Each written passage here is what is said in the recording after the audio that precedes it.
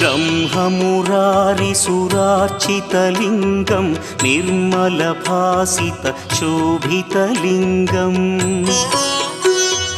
जन्मजदुःखविनाशकलिङ्गं तत्प्रणमामि सदा शिवलिङ्गम्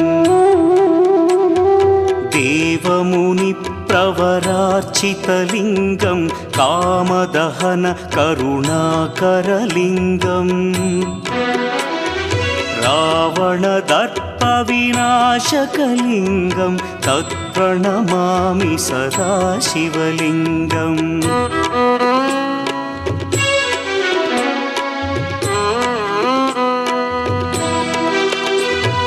सर्वसुगन्धसुलेपितलिङ्गं बुद्धिविवर्धनकारणलिङ्गं सिद्धसुरासुरवन्दितलिङ्गम्